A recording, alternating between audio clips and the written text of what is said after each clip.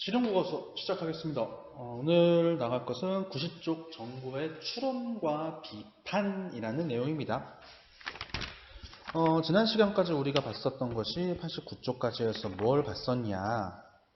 이 정보를 수집하고 분류하는 방법들을 우리는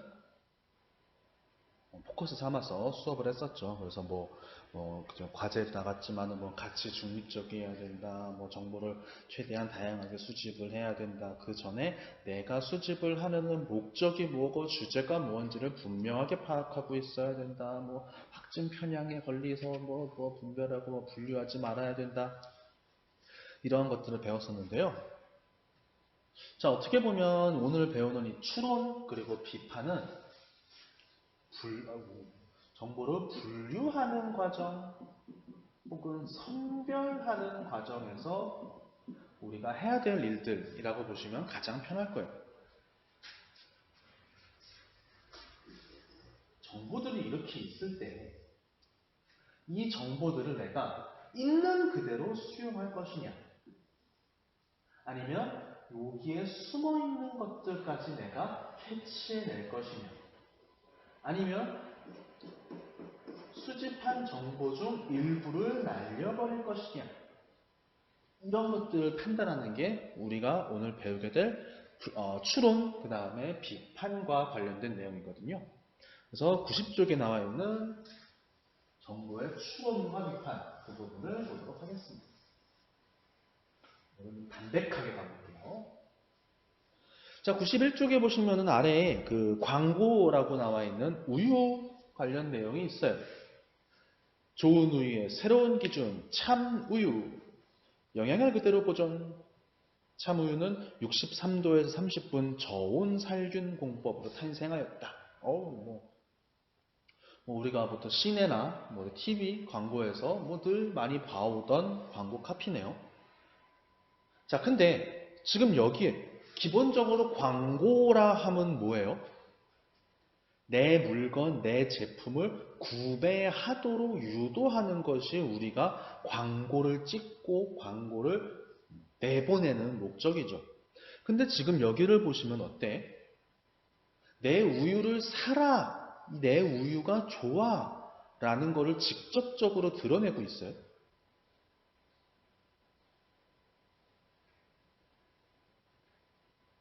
예전 여러분들이 TV나 혹은 유튜브에서 막 옛날 광고들 찾아보면은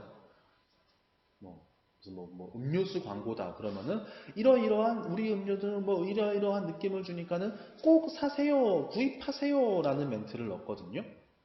근데 이 광고라는 것이 시간이 지날수록 그 광고의 기법이라고 해야 될까요? 혹은 광고 카피의 문구라고 해야 될까요? 이 광고에 실리는 내용들이 점점 변화를 해서 지금 여기에 보이는 형태로 많이 사용을 하고 있어요. 자, 이 광고 카피만 봅시다. 좋은 우유의 새로운 기준 참 우유. 영양을 그대로 보존했다. 63도에서 30분 동안 저온 살균 기법으로 만들었다. 만약에 그 60년대, 70년대 광고 카피에 익숙한 사람들이 지금 여기에 나오는 91쪽의 이 광고 문구를 보면은 이 생각이 들 거예요. 어쩌라고 그래서? 어떻게 하라고? 삐딱한 사람들은 어떻게 생각할까? 아니, 니네만 그러냐? 뭔가 분석적인 사람들은 무슨 얘기를 할까? 63도에서 30분 동안 저온 상열법 이게 대체 뭔데? 무슨 말인데? 이거 하면 뭐 좋은데? 여러 가지 얘기를 할 거예요. 근데 우리는 이제 이 추론의 관점에서 이 광고를 바라볼 필요가 있어요.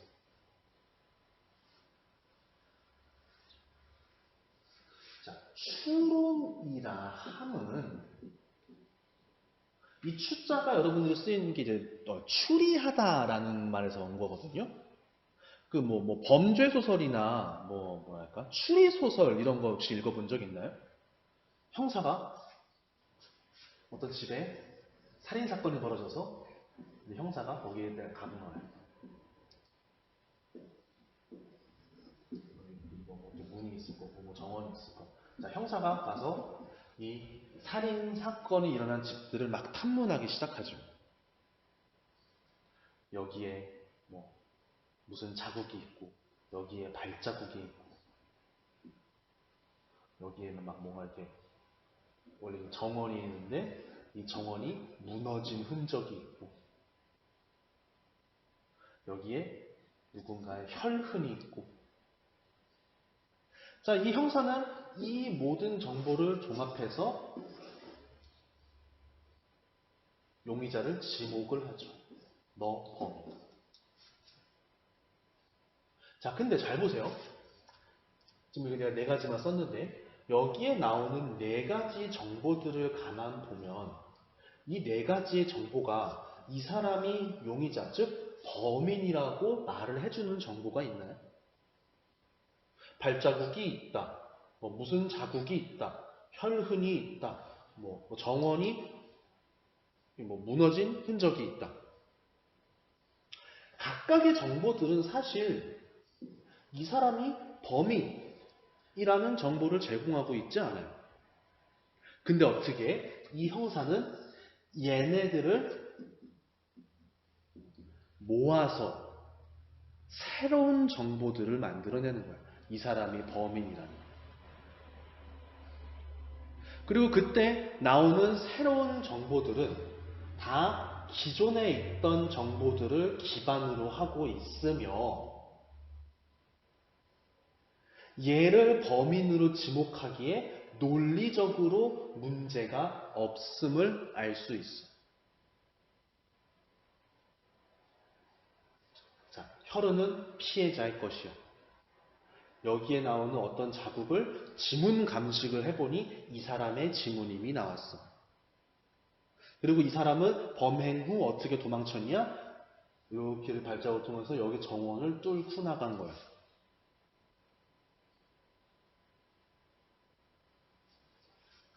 여기 이렇게 길이 이렇게 나 있는데, 이 정원 밖으로 길이 나 있는데, 여기에 CCTV에서 이 사람이 목격이 됐어. 각각의 정보들을 이 사람을 범인으로 지목하는데 어떠한 뭐 논리적인 결함이나 혹은 합리적인 근거가 되지 못한다 라고 말할 수 있는 게 단 한 개도 없죠. 이 형사는 바로 추리를 한 거거든요.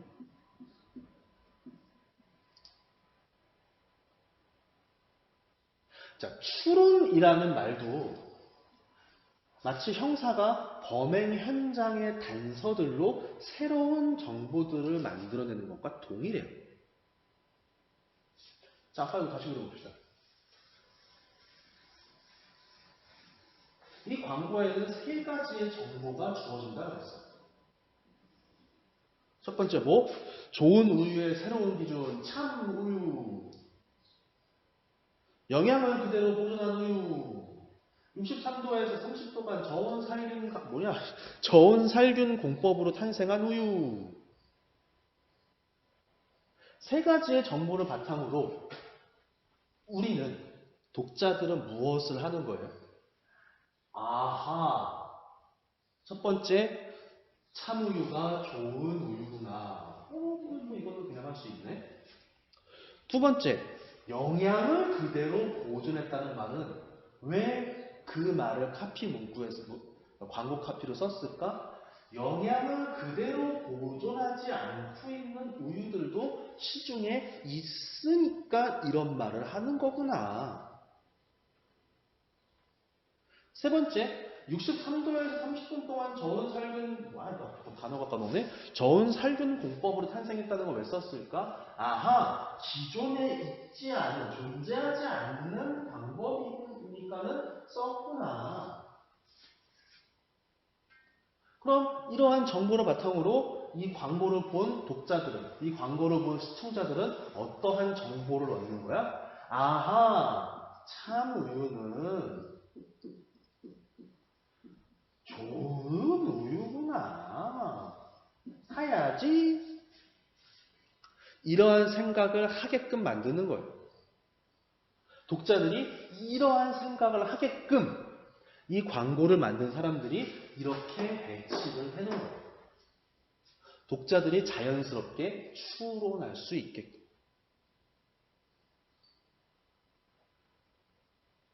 그래서 우리가 이 추론이라고 하면요, 기존에 있던 정보들을 모아서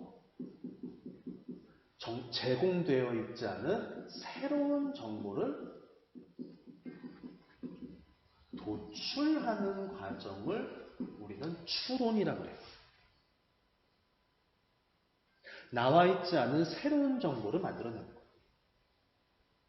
물론 그 새로운 정보를 도출함에 있어서 조건은 있죠.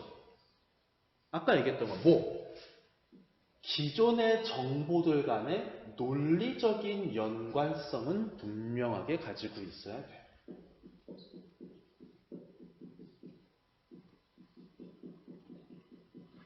논리적이어야 돼. 내가 만든 새로운 정보가 기존의 정보들을 논리적으로 만들어낼 수 있어야 돼.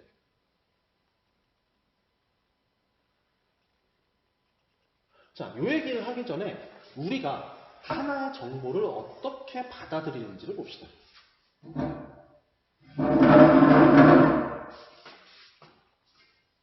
일단 쓸게요.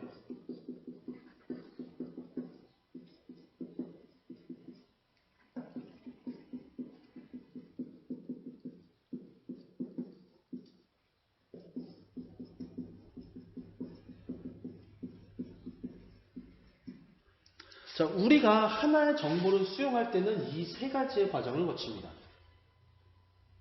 첫 번째는 사실적 이해. 말 그대로 주어진 정보만을 그대로 받아들이는 거예요. 아하, 저 온살균 공법이구나. 아하, 영양을 그대로 보존하는구나. 주어진 정보를 그대로 받아들이는 것을 우리는 사실적 이해, 혹은 사실적 독해라고 얘기를 해요. 이게 우리의 머리에서 1차원적으로 이루어지는 과정이에요. 자, 두 번째, 이 사실적 이해가 잘 된 사람은 이제 어느 단계로 넘어가느냐? 추론을 하게 돼요. 방금 했던 이걸. 야, 이러한 사실적 정보들을 내가 받아들였는데, 야, 그러면 이 정보와 이 정보를 이렇게 잘 연관지으면 요 얘기도 할 수 있는 거 아니야? 머릿속에 사고 과정을 이렇게 하는 거예요. 그래서 사실적 독해가 능숙하게 이루어지면 우리의 머리는 자연적으로, 자동적으로 혹은 자연스럽게 반사적으로 추론을 하게 돼요. 그리고 이러한 추론의 과정을 익숙하게, 능숙하게 하게 되면 우리는 하는 게 비판을 해요. 야, 근데 그거 맞아? 여기에서 비판의 대상이 되는 것은 사실적 이해를 통해 얻은 정보도 비판을 하고요. 추론적 이해를 통해 얻은 정보도 비판을 해요. 야, 내가 그거 받아들였는데 오케이. 뭐였죠? 영양을 그대로 보존하고 있다고 했는데 진짜 보존하고 있는 거 맞아? 확실해? 근거 있어? 얘를 비판한 거지. 야, 영양을 그대로 보존한다는 말은 다른 쪽에서는 영양을 파괴한다는 말도 통하는데 진짜 다른 쪽에서는 영양을 파괴하고 있어? 영양소를 파괴해? 맞아? 근거 있어? 얘를 비판한 거죠. 그래서 우리가 보통 비판을 한다는 것은 우리의 머릿속에서 돌아가는 가장 고차원적인 독해 방법이에요. 내가 무언가 글을 읽었을 때 이거 맞아? 이거 옳아? 이렇게 해도 돼? 이거 믿을 만한 거야? 이러한 생각을 하면서 독해를 한다는 것은 우리의 독해 과정에서 가장 고차원적인, 쉽게 말해 독해가 익숙한 사람들이 행하는 과정이에요. 그래서 우리가 이 추론과 비판을 지금 이 시간에 배우게 되는 거예요.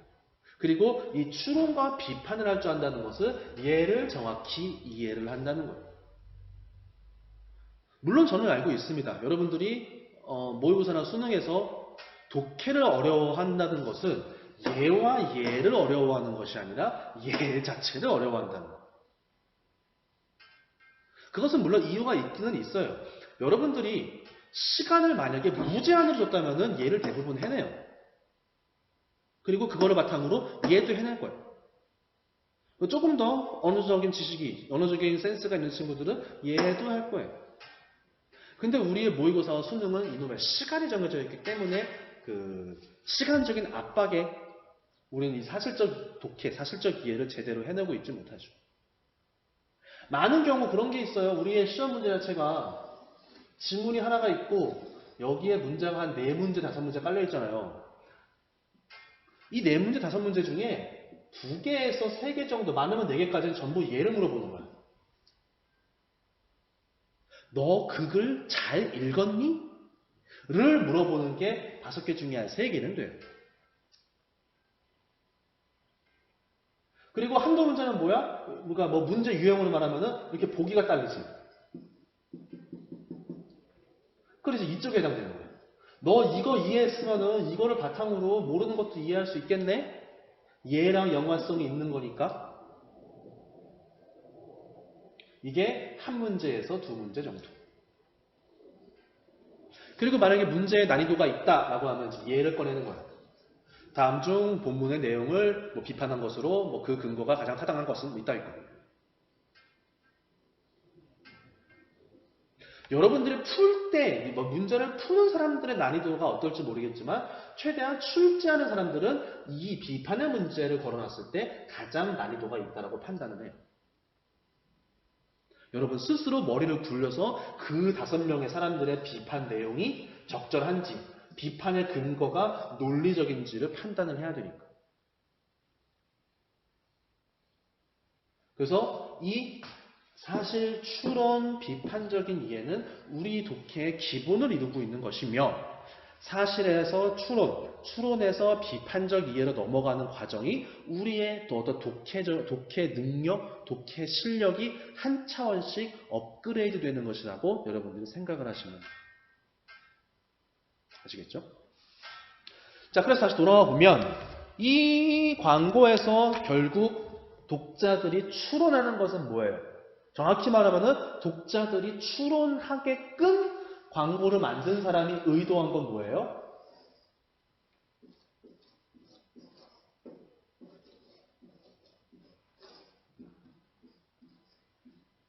제발 사달라고요. 좋으니까.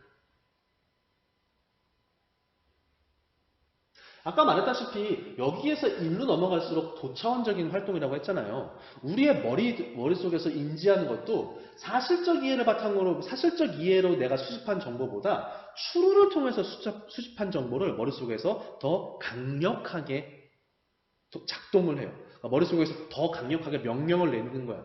이게 더 좋은 거야. 이게 더 센 거야. 이게 더 능력 있는 거야. 이게 더 네 머릿속에 깊숙이 박히게 내가 해놓을 거야. 라고 머릿속에서 작동을 한다고. 무슨 말이냐? 좋으니까 사세요라고 대놓고 얘기하는 것보다 이러한 추론 과정을 거쳐서 이 결론을 내 머릿속에서 스스로 도출해냈을 때 우리 같은 일반 소비자들이 이쪽으로 더 마음을 쓴다는 거예요. 그래서 광고 카피에 추론을 통한 인지를 하도록 유도하는 거죠. 자, 그래서 이 추론을 하기 위해서는 기본적으로 얘가 바탕이 되어야 된다. 주어진 정보를 완벽하게 이해를 하고 있어야 이거를 바탕으로 새로운 내용들을 도출해낼 수 있다. 이것이 우리의 추론의 내용입니다. 제가 지금 이론적으로는 뭐 15분, 20분 설명했지만 사실 굉장히 어려운 거예요. 평소에 책을 읽는 친구들은 머릿속에서 자연스럽게 이 과정이 이루어져요. 아니면 뭐 책 중에서도 평전이나 에세이들 이런 것들을 많이 읽으면은 얘도 굉장히 자연스럽게 한다고 해요. 근데 우리는 책 자체를 읽지 않는 이 중생들이잖아? 그러다 보니 이쪽이 바탕이 안 되어 있는 경우가 많아요. 그리고 문제가 나와 있기 때문에 억지 추론을 한다고요. 문제를 풀기 위한 추론을 많이 해요. 물론 그걸 반복 많이 하다 보면은 뭐 점수 잘 나오겠지. 수능에서 좋은 점수가 나올 거예요. 근데 제가 누누이 계속 얘기하지만 이 실용국어라는 과목에서 저는 수능, 모의고사 이러한 얘기들은 안 할 거라고 그랬죠. 여기에 나오는 대부분의 내용들은 여러분들이 화법과 작문 혹은 문법, 문학, 비문학 이것을 푸는데 지금 여기에 지금 이 실용국어 교과서에 거의 대부분은 크게 도움은 안 돼요. 언어 예절, 뒤에 언어 예절이 있네? 언어 예절 좀 배운다고 여러분들 수능 점수 잘 받나? 갈등 조정과 문제 해결을 잘한다고 여러분들 좋은 대학 가나? 그건 아니거든요. 실용국어, 이 교과서에서 나오는 건 기본적으로 여러분들이 일상 언어 생활에서 필요한 것들을 쭉쭉쭉 얘기를 하고 있어요. 저는 그 중에서도 이걸 다 하지 않고 진짜로 여러분들이 부족하기 때문에 부족하지만 필요한 것들 위주로 지금 설명을 하고 있는 거예요. 안 하잖아.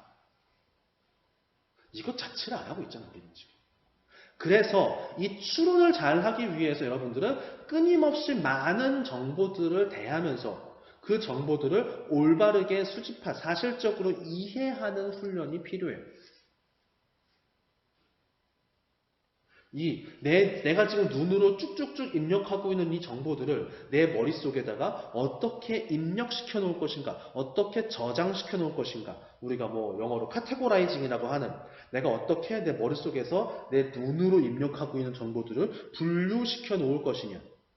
이거를 최대한 체계적으로 분류를 하면 할수록 내가 필요할 때 그 정보를 꺼내보기도 용이하고 그 꺼내서 내가 체계적으로 정리해놓은 그 정보들을 샥 꺼내서 이해도 가능하고 이해도 가능하게 되는 거예요. 이게 우리가 독해, 글을 읽거나 책을 읽거나 다양한 정보를 수집하는 이유이기도 하고. 이해가시겠어요? 자, 이렇게 추론에 대한 얘기를 한번 정리를 해볼게요.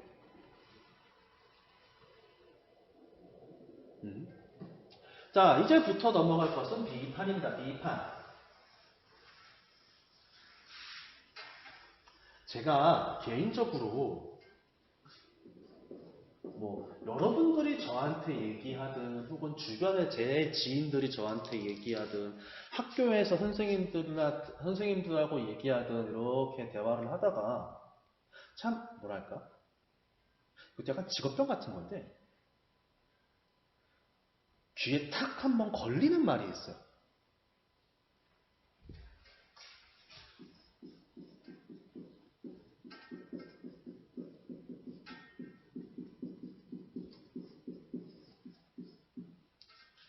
이건 아닌 것 같아요. 라는 말. 제가 이게 문법적인 문제를 얘기하자는 게 아니라 이게 뭐냐면 비판이거든요. 하나의 상황, 하나의 사건, 하나의 장면에 대한 판단. 정확히 말하면 부정적인 판단. 내가 무언가를 비판하고 무언가의 반대 의견을 제시할 때는 명백하게 내가 왜 그것에 반대하는지에 대한 얘기가 나와야 되잖아. Because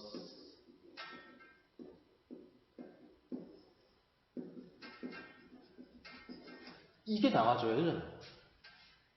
이래서 저래서 요래서 나는 그것을 반대합니다. 나는 그 얘기에 동의할 수 없어요. 저는 그렇게 하면 안 된다고 생각해요. 이 이유 때문에. 우리가 기본적으로 뭔가를 반대하고 비판할 때 당연히 해야 되는 거잖아요. 근데 많은 사람들이 얘를 싹 빼고 이 얘기만 하는 거예요. 왜? 라고 물어보면은 또 아니 로 시작하는 아니시에이팅을 시전하죠.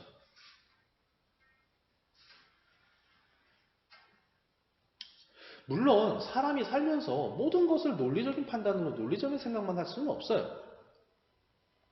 지금 이거는 다분히 뭐예요? 감정적인 판단이죠.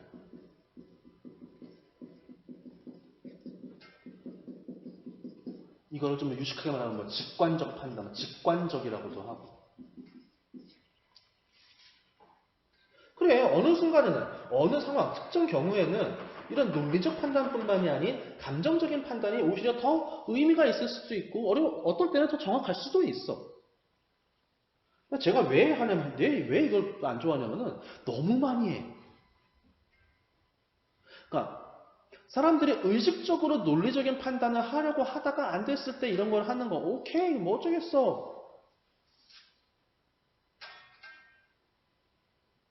근데 문제는 뭐냐? 애초에 논리적인 판단은 거세하고 감정적인 판단만 한달지 혹은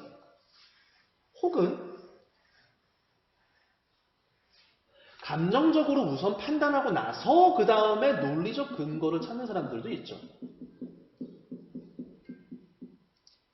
아우 저건 왠지 아닌 것 같은데 내가 아닌 것 같은 이유를 찾아봐야겠어. 이게 뭐야? 이게 지금 이 과정이 지난 시간에 배웠던 확증 편향이죠. 한쪽에 이미 내 마음을 결정 지은 다음에 그것에 대한 논거를 찾는 과정이죠. 그 근거가 논리적일 수 있을까? 그러면 내 감정적 판단과 반대의 감정적 판단을 하는 사람들은 또 그 사람들 나름대로 또 논리적 근거를 댈 거예요. 한 가지 현상을 가지고 두 개의 상반된 논리가 성립될 수 있냐 이거. 성립될 수 있지. 어떻게? 한쪽이 완전히 거짓일 경우.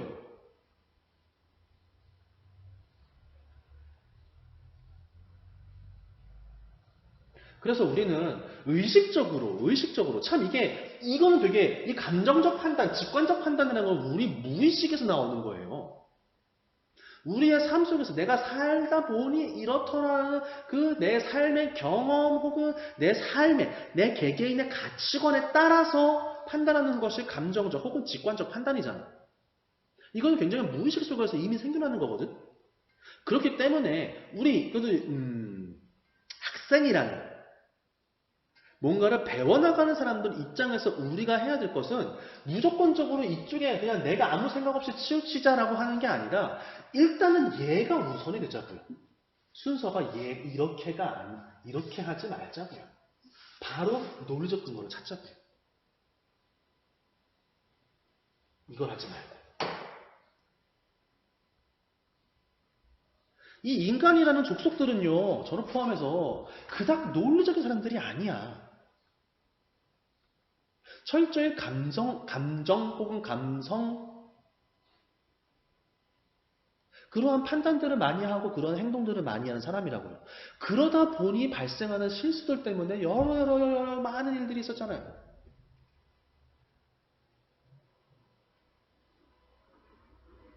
그렇기 때문에 우리는 의식적으로라도 이쪽을 찾으려고 노력을 하자는 거예요. 뭐 할 때? 비판할 때.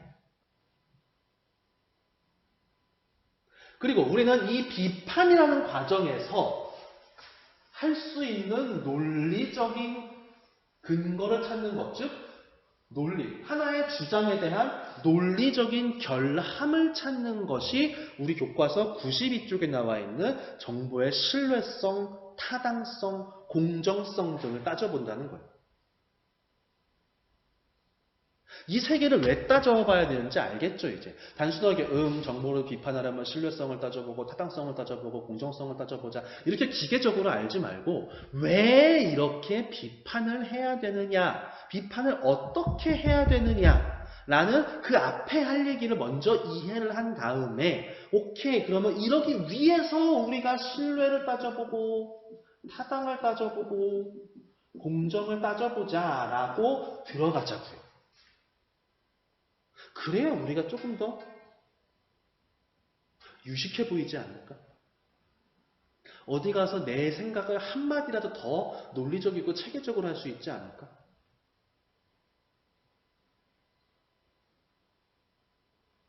제가 앞부분에 오늘 담백하게 하자고 했던 얘기가 사실 이것 때문이에요.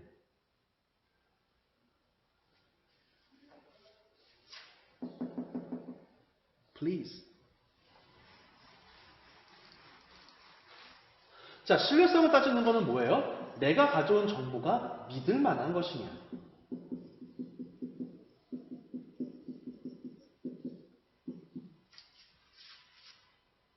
내가 어떤 정보를 통계 자료를 제시를 했어. 근데 그 통계 자료가 뭐냐? 한 5명을 대상으로 설문조사한 거야. 여러분들은 이 통계 자료를 믿을 만한 정보라고 파악을 할 수 있겠어요?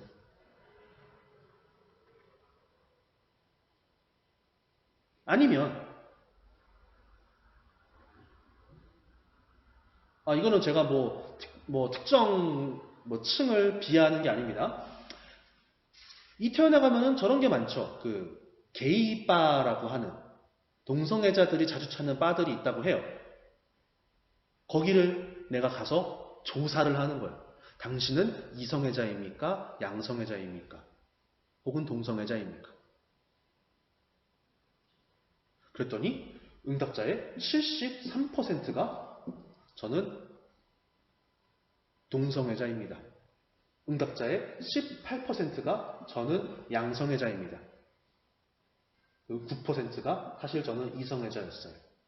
자, 이 자료를 가지고 대한민국의 90% 이상이 정상적인 성교육 가치관을 가지고 있지 않습니다. 라고 얘기한다면 이 정보는 믿을 만한 정보예요.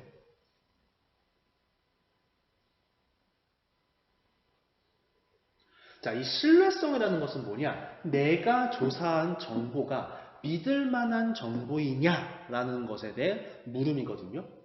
그러면 바꿔 말하면 우리는 이 신뢰성을 얻기 위해 무슨 행동을 해야 되느냐? 비판의 측면에서 보면은 우리는 저 정보의 신뢰성에 의문을 제기하기 위해 무엇을 확인해야 되느냐? 첫 번째,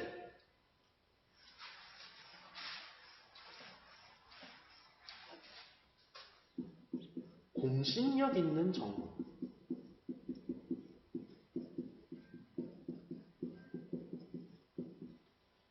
예를 들면 어떠한 한 나라의 사회 현상을 조사하기 위해 내가 설문조사를 하는데 내가 조사한 게 더 신뢰성이 높겠어요?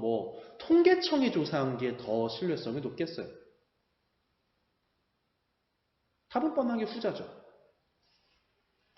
똑같은 통계청에서 조사한다고 했을 때 10명을 데리고 조사한 게 더 신뢰성이 있겠어요? 10만 명을 데리고 조사하는 게 더 신뢰성이 있겠어요? 뻔하게 10만 명이죠. 자, 그래서 우리 92쪽에 보시면은 거기 정보의 신뢰성 아래 파트, 정보를 해석할 때는 우선 정보에 담긴 내용이 사실에 부합하는지 출처가 분명하고 믿을 만한지를 판단해야 된다. 그 출처가 분명한 것에 바로 이 공신력 있는 정보가 들어가는 거예요. 그 출처가 내가 그 통계 자료를 만들었을 때 그 출처가 공신력 있는 기관이냐. 옛날에는 이 매체들도 공신력 있다라고 판단을 했어요. 그리고 여러분들이 배우는 각종 교과서나 참고서에도 신문방송을 포함하고 있는 각종 매체 자료들은 비교적 공신력 있다라고 판단을 하죠. 최소한 나보다는. 내가 조사한 것보다는 나을 거 아니야. 근데 현실적으로 이것도 요즘에는 많이 편파되어 있는 모습을 많이 볼 수 있죠. 그잖아. 관심 있는 친구들은 많이 알 거예요. 그래서 특정한 신문이나 특정한 방송 매체를 내가 공신력 있는 정보로 활용하는 것도 요즘 세대에서는 조금 애매할 수 있어. 그래서 내가 여기서 얘기하는 거는 공적기관. 아까 말한 통계청, 무슨 부 이런 데도, 행정처부들. 그런 데서 조사한 것들을 우리는 비교적 공신력 있다고 판단을 해요. 자, 두 번째는 타당함입니다.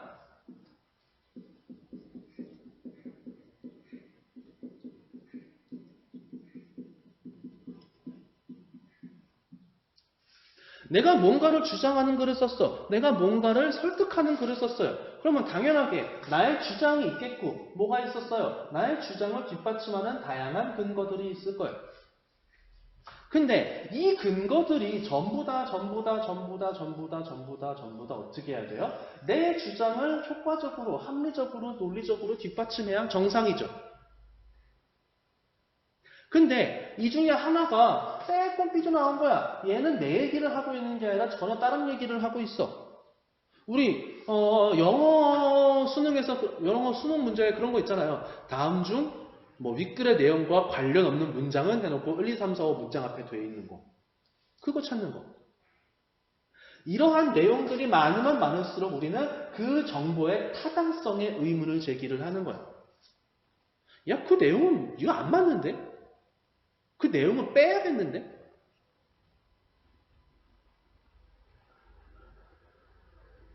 거기 보는 93쪽에 나오는 내용입니다.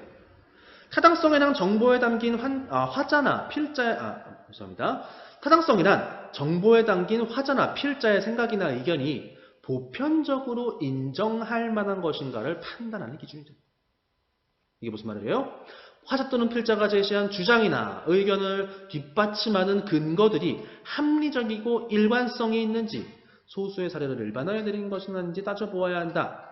거기에 소수의 사례를 일반화하여 내린 결론인지를 따져본다는 거는 사실 여러분들 머릿속에서 지우셔도 돼요. 왜? 그거는 얘랑 조금 연관성이 있기 때문에. 그래서 만약에 이걸 가지고 시험 문제를 출제한다고 했을 때 얘네 둘을 답을 나누는 기준으로 분류가 신뢰성이 있다, 타당성이 있다. 그래서 신뢰성은 맞고 타당성은 틀리다. 이렇게 내는 건 사실 굉장히 위험한 문제예요. 왜? 타당성이란 말 자체에 신뢰성을 따져보는 것이 일부 포함되어 있기 때문에. 무슨 말이냐? 아까 여기에 이 주장을 합리적으로 뒷받침하고 있지 않은 말은 뺀다고 했죠. 근데 이 내용이 신뢰성에 문제가 있는 내용일 때. 그때는 신뢰성에 문제가 생겨서 타당성에도 문제가 생겼다. 이렇게 보는 거잖아. 그럼 얘는 신뢰성도 잃어버리고 타당성도 잃어버린 거예요. 그래서 이 두 개를 사실 이렇게 칼로 샥 썰듯이 나누기는 조금 힘들긴 해요. 근데 큰 틀은 이렇게 보시면 돼요.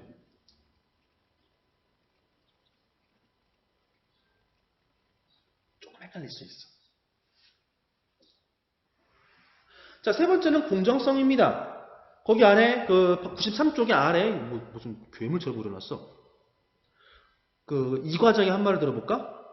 어차피 품질이나 가격은 큰 차이가 없으니 제품의 원료는 사장님께서 선호하시는 땡땡사에서 구매하시는 것이 좋겠습니다.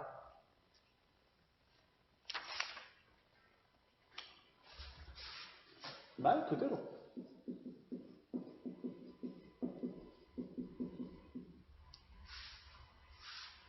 아무리 나의 주장이 신뢰성이 있고 타당하다 치더라도 그 주장 자체가 공정하지 못하면은 그 정보는 망한 정보라는 거예요. 공정하다는 게 뭔데? 어느 한쪽으로 일방적으로 치우쳐 있지 않고 우리가 지난 시간에 얘기했던 같이 중립적인 자세에서 정보들을 제공하는 거예요. 자, 94쪽 넘어가서 봅시다. 공정성이란 정보에 담긴 내용이 공평하고 정의로운지를 판단하는 것이다. 내용이나 화제를 다루는 관점이 균형 있는지, 어떤 관점에서 그 정보를 생산하였는지를 따져보는 것을 말한다.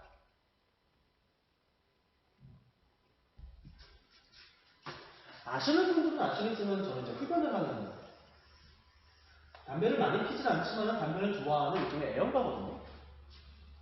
그래서 담배 관련 얘기들을 많이 하는데 이 담배와 관련된 논문들은 무지하게 많죠. 근데 이 논문들 말 그대로 신뢰성이 있고 타당성이 있으니까 논문으로 나왔을 거 아니에요. 근데 이 논문들을 가만히 살펴보면은 이 논문은 담배가 정말 개쓰레기 같은 백해모익한 버러지래. 근데 이 논문에서는 다 그런 건 아니고 일부 담배 안에 들어있는 일부가 문제가 되는 거고 극미량에 들어가 있어서 그렇게 하면 건강에 크리티컬하게 데미지는 없어. 이 논문은 그게 아니라 직접 흡연하는 것보다 간접 흡연도 너무 안 좋아. 간접 흡연할 때 폐와 직접 흡연할 때 폐를 비교해 보면은 큰 차이가 없어. 그래서 간접 흡연하는 것이 곧 진짜 담배를 피는 거랑 큰 차이가 없다. 그러니까 담배 피지 말아라. 라고 얘기를 하는 논문도 있고 또 뭐도 있어요? 노노노노노노노. 간접표면 그건 그냥 겉으로 보이기에만 그럴 뿐 실제 우리 몸에 직접 흡연만큼 큰 영향을 주지는 않은. 최근에 나온 것도 뭐예요? 아, 전자담배, 뭐, 아이코스니, 뭐, 리린이, 액상이니.